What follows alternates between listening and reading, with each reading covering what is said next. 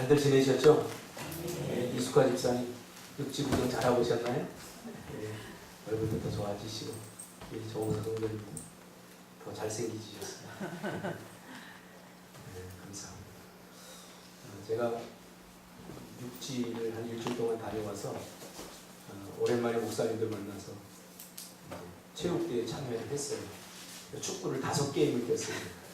이제 50일 남았는데 50인데 축구를 5게임이 뛴다는 건 말이 안 되는데 뛰고 와서 지금 일주일 내내 알았어요.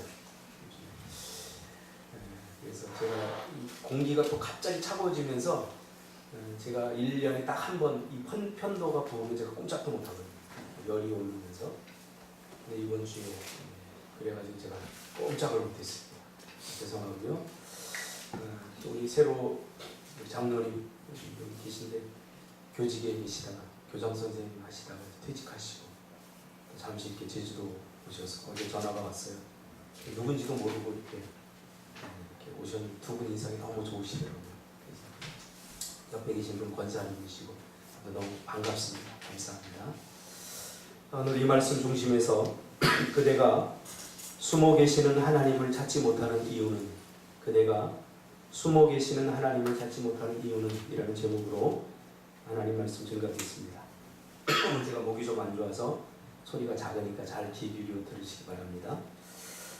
우리 기독교 신앙의 핵심은 살아계신 하나님의 임재를 경험하고 뿐만 아니라 그 하나님과 동행하며 우리의 삶 속에서 살아계신 하나님을 우리가 가진 믿음으로 드러내는 것입니다. 이것이 기독교 신앙의 핵심입니다. 하나님의 임재를 경험하고 그리고 하나님과 동행하고 그러면서 우리의 삶 속에서 다양하게 일어나는 그러한 일들을 믿음으로 반응하고 믿음으로 하나님을 드러내는 것. 이것이 신앙, 기독교 신앙의 핵심입니다. 그런데 언제부턴가 한국교회와 한국교회 성도들은 하나님의 임재를 경험하는 것이 뜸해지더니 급기야 하나님의 임재를 경험하는 것이 불가능하다고 생각하는 사람들이 많은 지경에 이르게 되었습니다. 이런 현상은 결국 기독교의 세속화, 종교화 현상으로 지금 드러나고 있습니다. 오늘날 교회 안에서도 예수를 믿어도 적당히 믿어야 한다는 생각들이 지배적입니다. 심지어 예수를 열심히 말씀대로 믿으려고 하면 박해하고 핍박하는 사람들은 세상 사람들이 아니라 교회 안에 있는 적당히 믿는 사람들입니다. 제가 인천에서 목회를 10년 동안 하면서 느낀 것이 있습니다. 오늘날 교회를 핍박하고 또 믿음 생활 잘하려고 하는 사람들에게 태클을 거는 사람들은 세상 사람들이 절대 아니라는 사실이에요. 심지어 예수를 제대로 믿으려고 하는 사람들이 이상한 사람 취급받는 시대가 점점 되어가고 있습니다. 적당히 믿어라. 여러분 한 번쯤 들어보지 않았습니까? 적당히 믿어라. 저도 저희 어머니가 믿음이 좋으셨는데 제가 대학 갈 그 시점이 되니까 대학 가겠다고 하니까 그러면 교회 좀 적당히 다니고 공부 좀 열심히 해라. 물론 그 의미를 제가 압니다. 어떤 의미에서 그런 말씀을 하셨는지. 말씀이 점점 잊혀져 가는 시대, 하나님과 더 이상 동행하기를 꺼려하는 시대가 되어가고 있는 것이죠. 하나님을 더 이상 찾지 않는 시대로 접어들었다고 저는 생각합니다. 마치 캄캄한 암흑의 시대, 사무엘이 태어나기 전 시대, 불임의 시대를 맞고 있는 것은 아닌가 염려가 됩니다. 성경에 의하면 하나님은 본질적으로 사람에게 쉽게 나타나거나 자신을 드러내지 않으시고 숨어 계시는 분입니다. 성경 어디에도 하나님이 자신의 모습을 스스로 보여주신 적이 없습니다. 그러기에 사람이 찾지 않으면 발견되어지지 않는 분이 하나님이십니다. 그래서 하나님은 성경 여러 곳에서 나를 찾으라 라고 말씀하십니다. 나를 찾으라. 특히 아모스 5장 4절에 보니까 여호와께서 이스라엘 족속에게 이와 같이 말씀하시기를 너희는 나를 찾으라. 그리하면 살리라. 어떻게 해요? 하나님을 찾으면 살 길이 열린다.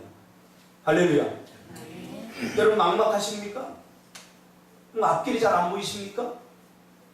자꾸 다른 곳에서 원인을 찾지 말고 성경은 분명히 너희는 나를 찾으라. 그리하면 살리라. 할렐루야. 사람이 얼마나 간사한지요.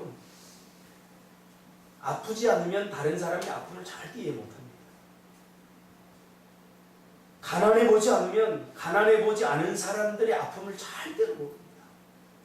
안다고요? 다 거짓말이에요. 제가 요 며칠 이렇게 아파 보면서 제가 분명하게 제가 깨달았어요. 나는 아파 죽겠는데 저희 집사람 밥을 잘 드시더라고요. 얼마나 맛있게 드시는지. 나는 아파 죽겠는데 우리 자식들은 아빠 아파서 못 먹어? 내가 더 먹어야지. 그러면 내 거까지 뺏어 먹더라. 할렐루야. 이게 인간이 아내가 있고 자식이 있어도 외로운 이유가 바로 하나님이 그렇게 만들었거든요. 여러분, 외로움을 해결하려고 결혼하지 마세요. 다 속는 거예요. 그래도 외로워. 인간은 하나님 앞에서 철저히 홀로 서게 되는 거죠.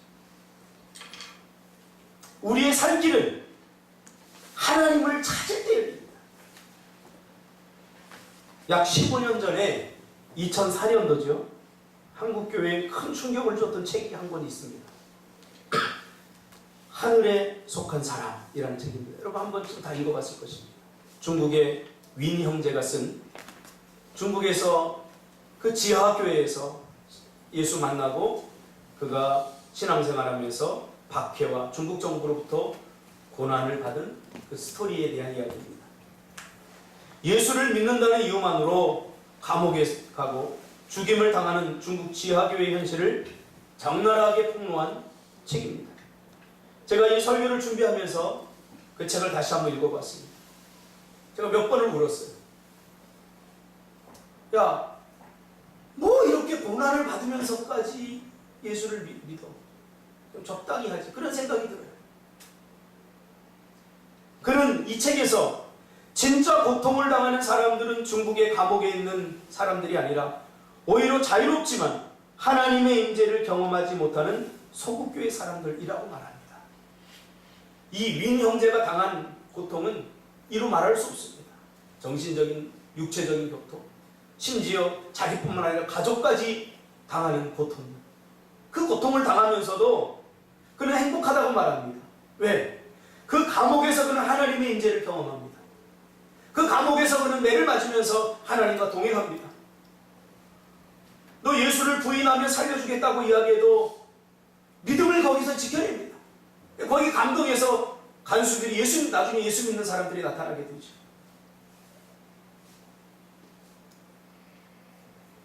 진짜 고통당하는 사람들은 중국의 감옥에서 그 믿음 때문에, 예수 믿는 것 때문에 고통당하는 사람들이 아니라 오히려 자유롭지만, 뭐든지 할 수 있지만 하나님의 임재를 경험하지 못하는 소국교회 사람들이라고 말합니다. 무슨 말입니까?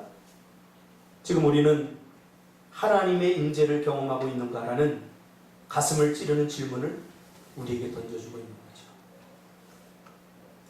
저는 이 책을 읽으면서 두 가지를 느꼈습니다. 참 부럽다. 이 윈 형제의 믿음이 참 부럽다. 나도 이런 삶을 살고 싶다. 이렇게 됐으면 좋겠다. 라고 하는 반면 또 한쪽에서는 두려움이 엄습했습니다. 내가 과연 예수를 믿는다는 이유만으로 감옥에 갇히는 것을 나는 용납할 수 있을까? 거기서 이 형제가 당한 그러한 고통을 당하면 나는 이 형제처럼 하나님을 향하여 불평하거나 원망하거나 하나님을 향하여 손가락질하며 하나님 욕하지 말라는 법은 없다라는 생각이 들었어요.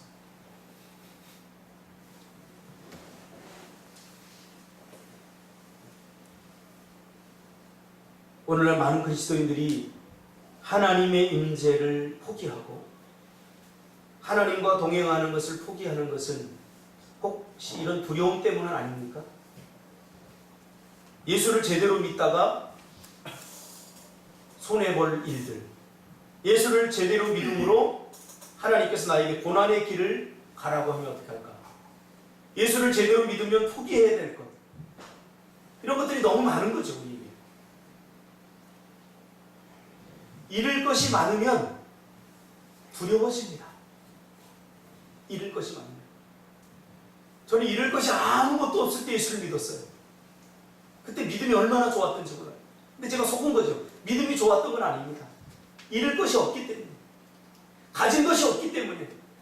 뭐 기껏해야 11조 드려봐야 전도사 월급 20만 원에서 2만 원, 누가 못 20만 원 다 드린 적도 있어. 저희 집사람 저 결혼 반지도 없습니다. 부교육자 때 그 교회 건축한다고 해서 성도님들이 헌금을 잘 안 해요. 너무 가슴 아파서 집사람하고 저 결혼 반지 다 드려버렸어. 너 몇 푼 안 합니까? 결혼 반지라고 해요. 근데 시간이 흐르면서 잃을 것이 좀 생겼어요. 내가 소중하게 여기는 것들이 생기면서 사실 좀 두려워요. 하나님 이거 포기하고 믿음의 길을 가라고 그러면 어떻게 할까?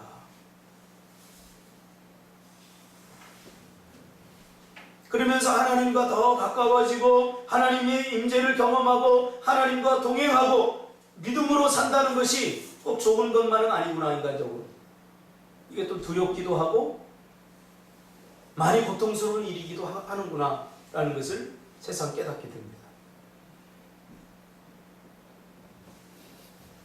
그러기에 숨어 계시는 하나님을 오히려 우리가 일부러 안 찾는 것은 아닌가. 왜? 하나님은 숨어 계시기 때문에 우리가 찾아야 하거든요. 우리가 찾을 수 있어, 얼마든지. 하나님의 방법대로.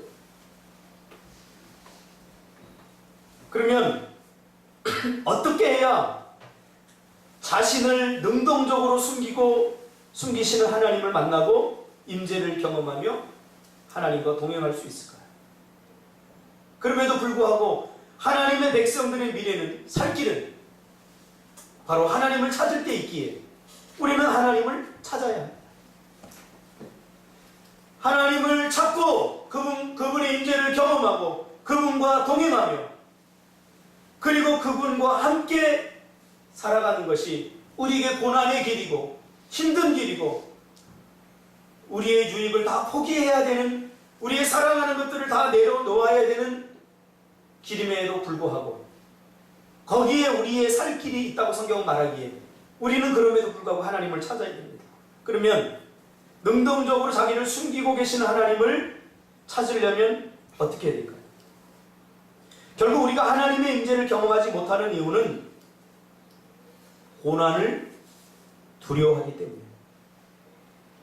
능동적으로 고난을 피하기 때문입니다. 제가 한동안 기도하다가 기도를 좀 쉰 적이 있어요. 전도사 때 일입니다.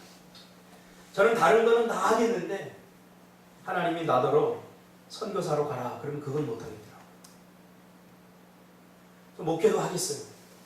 모든 건 다 하겠더라고요. 그런데 아무리 생각해도 내가 외국으로 나가서 그 낯선 땅에서 저는 음식 가리는 것도 많았거든요. 그때까지. 저 고기를 못 먹었었어요. 군대 가서 하도 허기지니까 고기를 먹기 시작해서 군대 가서 고기도 배웠어요.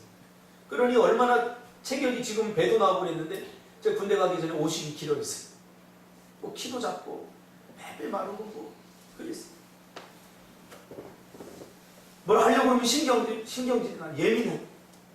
근데 뭘 잘 먹어야 또 예민하지도 않고 건강한데 그랬어요. 그러니까 외국으로 나가서 선교하라고 하면 이건 못하겠더라고요. 근데 기도하면 하나님이 자꾸 그 마음을 주셔요. 선교에 대한 그 마음을 주셔요. 물론 지금은 이해했습니다. 그 선교가 내가 나가서 하는 선교가 아니라 이렇게 합력해서 하는 선교사의 역할을 감당하라고 하나님 주셨지만 그때 선교에 대한 부담을 자꾸 주시니까 별로 기도하고 싶지 않은 거예요. 결국은 뭐예요? 나는 내가 갖고 싶은 길 가겠다는 거죠. 하나님이 나에게 원하시는 길이 있는데 하나님 그러지 마세요. 그냥 내가 가고 싶은 길 내가 가게 해주세요. 그런 거죠. 그러면서 기도하는 것이 약간 부담스러워지더라고요. 왜? 더 깊이 기도하면 하나님 나에게 어떤 음성을 주실지 내가 미리 예측하는 거죠. 너 모든 것 다 내려놓고 선교사로 가라. 이럴까봐 기도하다가 좀 깊어져서 막 하나님과 소통하려고 하는 그 순간이 오면 두려움이 엄습해서 그래 여기까지 기도하면 여기까지 더 이상 기도가 안 나가는 거예요. 여러분 아마 이런 경험 한 번쯤 다 해보실 수 있어요. 나는 저 여자하고 너무 결혼하고 싶어서 하나님 저 여자 내 거 놔주세요 하고 기도하는데 하나님이 아니야 라고 말할까봐 기도하지 않는 거 이해하시죠? 태한 집사님은? 내가 원하는 사람과 내가 원하는 시간에 내가 원하는 방법으로 하나님도 그렇게 해줬으면 좋겠는데 신앙생활에는 그렇지 않죠. 그래서 우리는 오히려 일부러 숨어 계신 하나님을 찾지 않는 것은 아닐까요? 또 한 가지, 하나님이 숨어 계시다면 어디에 숨어 계실까요? 우리 주일 학생들이 저 어제도 막 이렇게 뛰어노는 거 보니까 너무 행복하더라고요. 지금 주일 학생들 뭐 10명도 안 되지만 제가 몸이 어제 아픈데도 주일 학생들이 막 뛰어다니는 거 보면서 제가 힘이 생겨요. 그래서 나와서 애들하고 조금 놀아줬는데 걔네들이 숨바꼭질이에요. 끝나고 아까도 하더라고요. 숨바꼭질. 여러분 어릴 적에 숨바꼭질 다 해보셨죠? 하나님이 숨어 계시다면 어디 숨어 계실까요? 준석 집사님. 성경에는 오늘 본문뿐만 아니라 한 10군데 이상 자신의 모습을 스스로 숨어 계시는 하나님, 능동적으로 숨어 계시는 하나님이라고, 능동적이란 말은 자기 자신이 스스로 숨어 계시는 하나님으로 표현하고 있거든요. 하나님은 어디 숨어 계실까요? 성경에 또 뻥치고 있는 그렇게 멋있게 하려고 하지 말고 장독띠에 우리 민지 집사님 하나님은 어디 숨어 계실까요?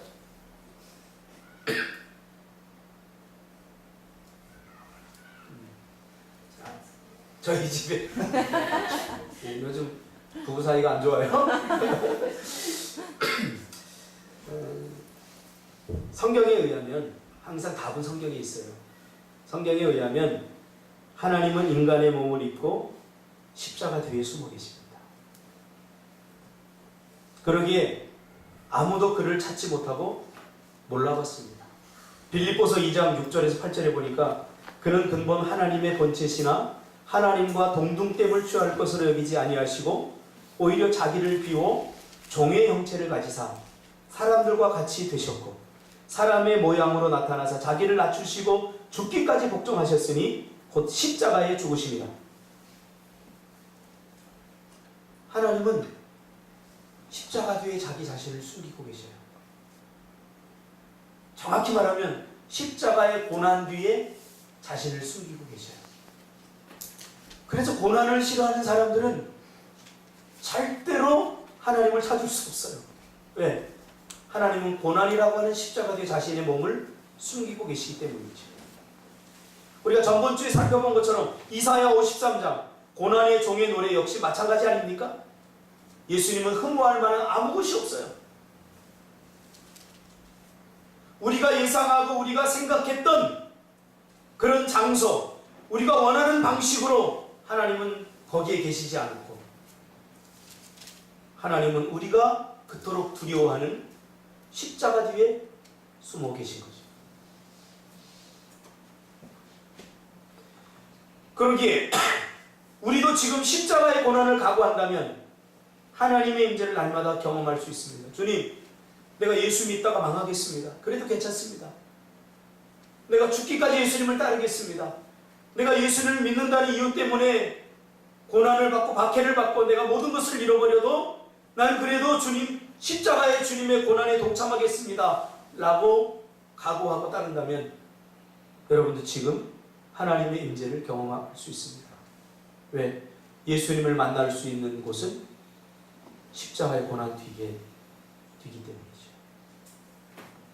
그러기에 주님은 나를 따르려던 자들에게 뭐라고 말합니까? 자기를 따르려고 하던 자들에게 마가복음 8장 34절 누구든지 나를 따라오려거든 자기를 부인하고 자기 십자가를 지고 나를 따를 것이니라. 무슨 말입니까? 예수를 믿음으로 인해 발생하는 모든 어려움과 고난, 심지어 죽음까지도 각오하라는 것입니다. 저는 이 책, 윈 형제의 이 책을 읽고 하늘에 속한 사람, 이 윈 형제의 별명이 하늘에 속한 사람이에요. 이 하늘에 속했다라고 하는 것, 이건 윈 형제에게만 쓸 것이 아니라 여러분에게도 적용되는 거 아닙니까? 여러분 어디에 속해 있습니까? 여러분 하늘에 속한 사람들 아닙니까? 근데 이 책을 읽으면서 좀 약간 이질감을 제가 느꼈어요. 제가 이 책을 읽고 2004년도에 제가 그때 청년부를 담당하고 있었는데 청년들에게 스터디를 시키고 같이 독서 나눔의 시간을 가졌어요. 그 청년들과 독서 나눔의 시간을 갖고 나서 제가 충격을 받았어요. 한결같이 정리해보면 이런 고백들이었습니다. 이 윈 형제의 스토리에 다 감동을 받았어요. 그가 고난 중에도 믿음을 포기하지 않고 그 박해를 받으면서도 믿음이 더 강해지는 그것을 보면서 다 감동을 받아서 어떤 사람들은 울기도 하고 그랬어요. 그런데 어떤 결론을 내리냐면, 그렇지만 전도사님, 저는 저렇게 신앙생활 못합니다. 저는 믿음이 약해서, 물론 이유는 다 있어요. 저는 아직 부족해서 라고 말하지만 저는 거기서 저렇게 살고 싶은 마음이 요만큼도 없구나 라는 생각을 제가 가졌어요. 하나님은 우리에게 완벽함을 요구하는 게 아닙니다. 온전함을 요구하는 거죠. 저는 신앙생활 해보니까 그런 사람들이 참 좋더라고요. 못하지만 하나님 제가 열심히 해볼게요. 목사님 제가 최선을 다해서 해볼게요. 제가 그 사람 못할 거 알아요. 그런데도 정말 내가 열심히 하겠어요. 그리고 못하는 사람은 그래도 마음이 얼마나 기쁜지 몰라요. 저렇게 열심히 하는구나. 그런데 다 계산을 다 해보고 이건 나 못해. 그러고 나서는 저 못합니다 라고 말하는 사람은 참 가슴이 답답하고 막막해요. 못할 줄 알고도 시키거든요. 하나님도 마찬가지예요. 우리에게. 하나님이 우리에게 요구하는 게 뭐 100%, 100%가 아니에요. 그건 신의 영역이기 때문에. 우리의 열심을 요구하는 거죠, 하나님께서. 그래서 그 한 열 몇 명 되는, 거의 20명 되는 청년들 중에 단 한 사람이라도 우리 이렇게 삽시다. 저 어떤 뜻을 정하고 우리 새벽 기도라도 합시다. 우리 기도회도 합시다. 하면 뭔가 좀 이걸 원했는데 한결같이 우리는 이렇게 살지 못하겠다고 하는 걸 보면서 가슴이 답답했어요.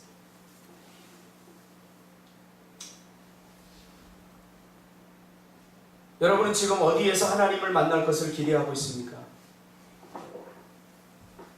성공과 축복, 혹은 평안함과 안락함이라는 우상을 만들어 놓고 그 가운데서 하나님을 만날이라고 기대하지 않습니까?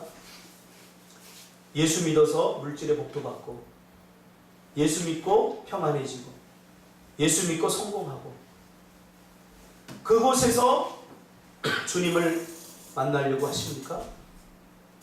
우상입니다. 주님은 십자가 뒤에 숨어 계시기에 그런 곳에서 우리가 주님을 만날 수 없습니다.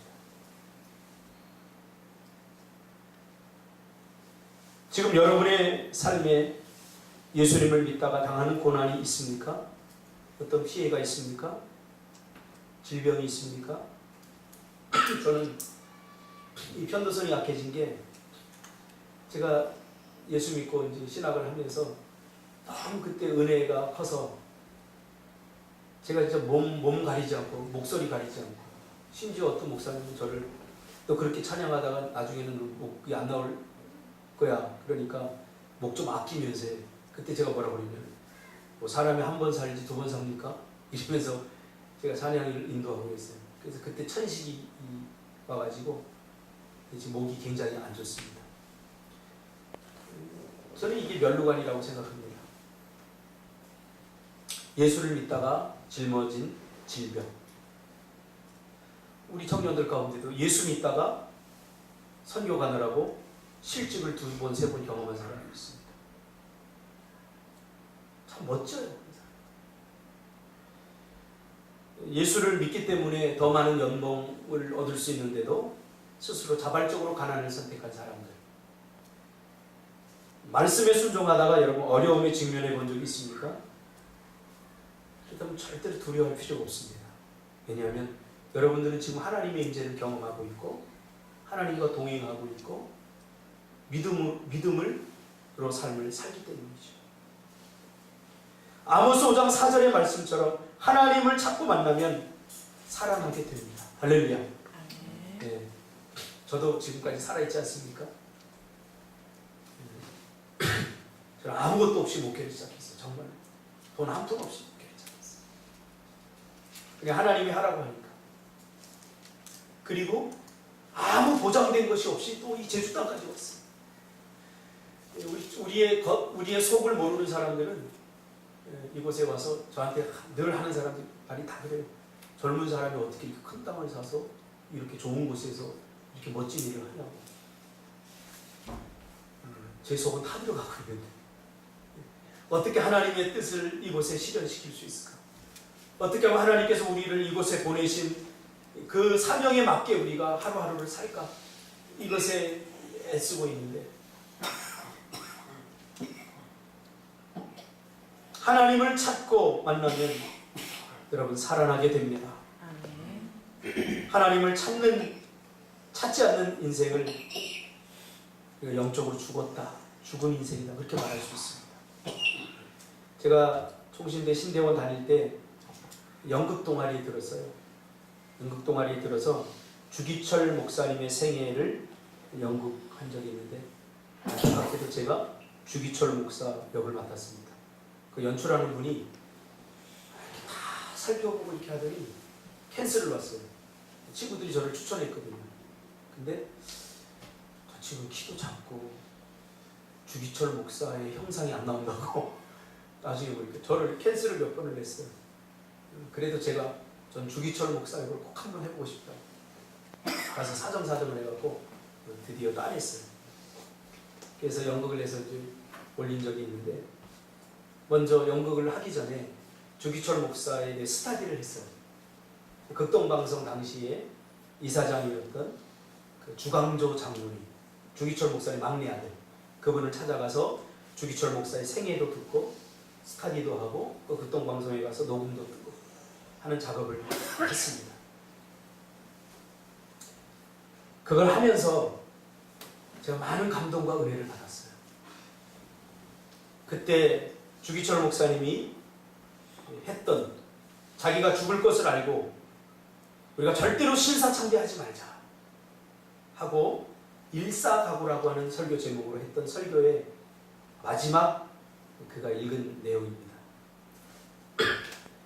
주님을 위하여 오는 고난을 내가 이제 피하였다가 이 다음 내가 무슨 낯으로 주님을 대하오리까? 주님을 위하여 이제 당하는 감옥 고통을 내가 피하였다가 이 다음 주님이 너는 내 이름과 평안과 즐거움을 다 받아 누리고 고난의 잔을 어찌하고 왔느냐고 물으시며 나는 무슨 말로 대답하냐? 주님을 위하여 오는 십자가를 내가 이제 피하였다가 이 다음 주님이 너는 내가 준 유일한 유산인 고난의 십자가를 어찌하고 왔느냐고 물으시면 나는 무슨 말로 대답하냐? 예수님은 우리를 위하여 가시관을 쓰셨는데 그의 종이요 제자인 우리는 왜 멸류관만 쓰려고 하는가? 제가 연극의 마지막 장면에 제가 독백하는 장면이거든요.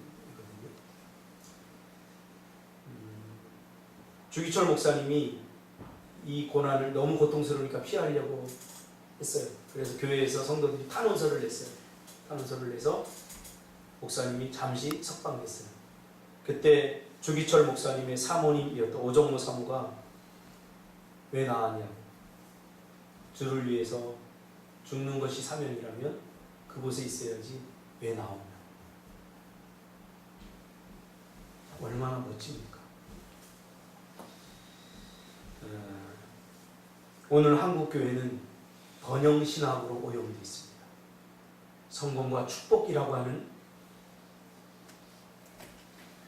그럴듯한 우상을 우리가 지금 섬기고 있습니다. 내려놔야 됩니다. 주를 위해서 죽겠다고 하는, 죽고자 하면 살게 됩니다.